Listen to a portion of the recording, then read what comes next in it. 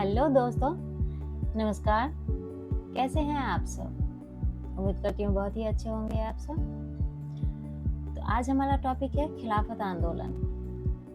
खिलाफत आंदोलन के महत्वपूर्ण क्वेश्चन होंगे जो टीआरई बीपीएससी में पूछा ही जाता है। आप सबका बहुत बहुत स्वागत है द टीचिंग सक्सेस मेरे इस यूट्यूब चैनल पे। तो आइए फर्स्ट क्वेश्चन देखते हैं। खिलाफत आंदोलन से हमारा फर्स्ट क्वेश्चन है, खिलाफत आंदोलन के मुख्य रूप से किस देश के खलीफा के पद को पुनर्स्थापित करने और उनके समर्थन में शुरू किया गया था? हमारे पास इसका सही आंसर हो जाएगा तुर्की के समर्थन में शुरू किया गया था खिलाफत आंदोलन। खिलाफत आंदोलन प्रथम विश्व युद्ध में मित्र राष्ट्रों द्वारा तुर्की की हार के बाद सेवर्स की संधि के तहत ऑटोमन साम्राज्य को विभाजित कर दिया गया और तुर्की के सुल्तान, जो पूरे विश्व में मुस्लिम समुदाय के धार्मिक प्रधान यानी खलीफा थे, सुल्तान के पद को अपमानित किया गया। इसके विरोध में भारत में खिलाफत आंदोलन शुरू हुआ था, इसके विरोध में। ठीक है, नेक्स्ट क्वेश्चन देखते हैं हमारा। भारत में अखिल भारतीय खिलाफत कमेटी का गठन किस वर्ष किया गया था और इसके प्रथम अध्यक्ष कौन बनाए गए थे? हमारे पास सही आंसर जो हो जाएगा इसका, वर्ष 1919 में शुरू किया गया था।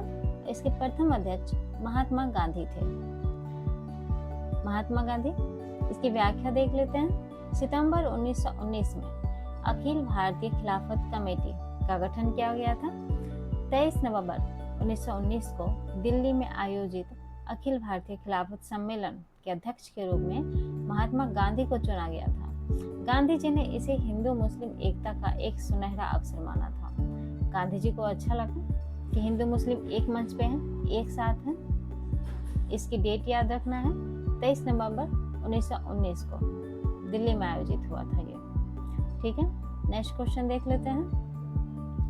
खिलाफत आंदोलन को प्रारंभ करने का श्रेय मुख्य रूप से अली बंधुओं को दिया जाता है। इन अली बंधुओं के नाम क्या थे? इनका नाम तो अली ब्रदर भी रहता है। क्वेश्चन में ऑप्शन आएगा सीधे अली ब्रदर। तो यहाँ पर सही आंसर जो हो जाएगा हमारे पास में मोहम्मद अली और शौकत अली। मोहम्मद अली, शौकत अली, जिन्हें अली बंधु भी कहा जाता है। इनके साथ अबुल कलाम आजाद, हशरत मोहानी और हकीम अजमल खान जैसे नेता भी शामिल थे। ठीक है, नेक्स्ट क्वेश्चन। खिलाफत कमेटी द्वारा किस दिन को पूरे भारत में खिलाफत दिवस के रूप में मनाया गया था? पूरे भारत में खिलाफत दिवस के रूप में हमारे पास सही आंसर हो जाएगा 17 अक्टूबर 1919 को खिलाफत दिवस के रूप में मनाया गया था। इसकी व्याख्या, खिलाफत कमेटी के आह्वान पर 17 अक्टूबर 1919 को पूरे देश में खिलाफत दिवस मनाया गया था। 17 अक्टूबर 1919 को पूरे देश में खिलाफत दिवस मनाया गया था। ये डेट महत्वपूर्ण है। इस दिन सभी प्रमुख शहरों में हड़ताल रखी गई, प्रार्थना सभाएं हुई और जुलूस निकाले गए थे 17 अक्टूबर 1919 को। Next question. जून 1920 में खिलाफत कमेटी की बैठक किस स्थान पर हुई थी? खिलाफत कमेटी की बैठक अंग्रेजी सरकार के खिलाफ असहयोग आंदोलन चलाने की गांधी जी के प्रस्ताव को स्वीकार किया गया था। ध्यान रखना है कि इस बैठक में गांधी जी के प्रस्ताव, कौन से प्रस्ताव? असहयोग आंदोलन को स्वीकार किया गया था। इसका सही आंसर हो जाएगा इलाहाबाद प्रयागराज में इसकी बैठक हुई थी। असहयोग आंदोलन का प्रस्ताव शामिल किया गया था। जून 1920 में इलाहाबाद प्रयागराज में आयोजित खिलाफत कमेटी की सर्वदलीय बैठक हुई। इस आंदोलन का नेतृत्व गांधी जी को सौंपा गया। असहयोग आंदोलन का नेतृत्व गांधी जी को सौंपा गया। उनके द्वारा सुझाए गए असहयोग आंदोलन के कार्यक्रम सर्वसम्मति से स्वीकार किया गया था। जून 1920 इलाहाबाद प्रयागराज में। Next question. खिलाफत आंदोलन के प्रचार प्रसार हेतु मौलाना अबुल कलाम आजाद द्वारा कौन सा प्रसिद्ध उर्दू साप्ताहिक पत्र निकाला गया था। साप्ताहिक पत्र निकाला गया था, किसने निकाला था? मौलाना अबुल कलाम आजाद। इसका सही आंसर हो जाएगा अल हिलाल। फेमस क्वेश्चन है, इसकी व्याख्या देखेंगे।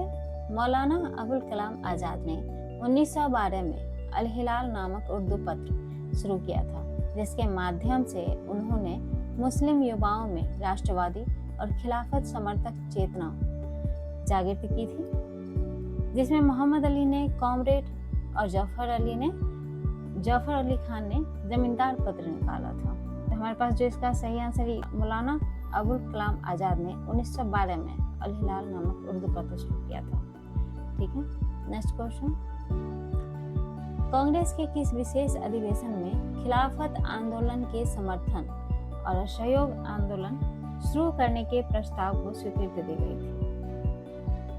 हमारे पास इसका सही आंसर जो हो जाएगा, कलकत्ता विशेष अधिवेशन सितंबर 1920 को खिलाफत आंदोलन के समर्थन और असहयोग आंदोलन शुरू करने के प्रस्ताव को स्वीकार किया गया था। कहाँ पे? तो कलकत्ता विशेष अधिवेशन सितंबर 1920 में। व्याख्या देख लेते हैं। सितंबर 1920 में लाला लाजपत राय की अध्यक्षता में हुए कलकत्ता के विशेष अधिवेशन में कांग्रेस ने पहली बार खिलाफत मुद्दे और रॉलेट एक्ट के विरोध में असहयोग आंदोलन चलाने की गांधी जी के प्रस्ताव को स्वीकार किया था। पुष्टि बाद में दिसंबर 1920 के नागपुर अधिवेशन में हुई थी, लेकिन समर्थन सितंबर 1920 को ही कलकत्ता अधिवेशन में दिया गया था। नेक्स्ट क्वेश्चन देखते हैं। खिलाफत आंदोलन के दौरान केरल के मालाबार क्षेत्र में हुए किस प्रसिद्ध विद्रोह को खिलाफत आंदोलन की एक ही शाखा माना जाता है? केरल से याद रखेंगे यहाँ पे मोपला विद्रोह, इसे कहते हैं मोपला विद्रोह। केरल में हुआ था, केरल के मालाबार क्षेत्र में मोपला विद्रोह। व्याख्या देखते हैं। अगस्त 1921 में केरल के मालाबार तटीय क्षेत्र में स्थानीय मुस्लिम किसानों, जिन्हें मोपला कहा जाता है, ध्यान रखिएगा, मुस्लिम किसानों को मोपला कहा जाता था केरल में, तो इसे मोपला विद्रोह कहा गया। किसानों, जमींदारों और अंग्रेजी सरकार के अत्याचारों के खिलाफ था, जिसे खिलाफत नेताओं का समर्थन प्राप्त था। हालांकि बाद में इसने सांप्रदायिक रूप ले लिया था। मोपला विद्रोह केरल के मालाबार तटीय क्षेत्र में। ठीक है, नेक्स्ट क्वेश्चन। खिलाफत आंदोलन के दौरान किस नेता ने कहा था कि हिंदू मुस्लिम एकता का ऐसा अवसर अगले 100 वर्षों तक भी पुनः प्राप्त नहीं होगा? इसके जो सही आंसर है हमारे पास, महात्मा गांधी जी ने ये बात कही थी कि हिंदू मुस्लिम एकता का ऐसा अवसर 100 वर्षों तक भी पुनः प्राप्त नहीं होगा। ये गांधी जी का कहा हुआ है खिलाफत आंदोलन के दौरान। नेक्स्ट क्वेश्चन देखते हैं।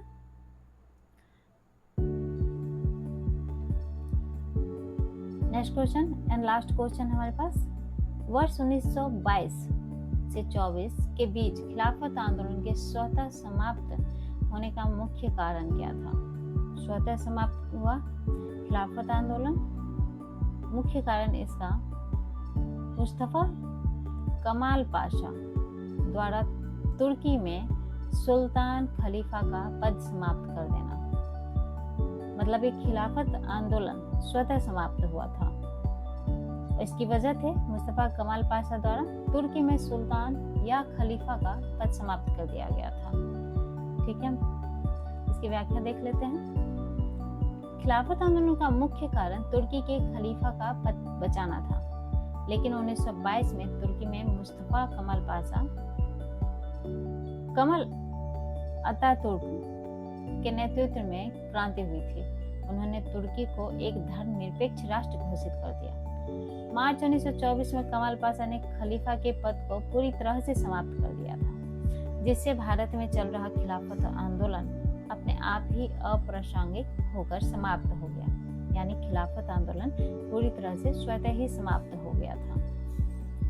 ठीक है फ्रेंड्स, आज का हमारा 10 क्वेश्चन कंप्लीट होता है खिलाफत आंदोलन का। मिलते हैं नेक्स्ट वीडियो में। आप सबका बहुत बहुत धन्यवाद। Thank you so much.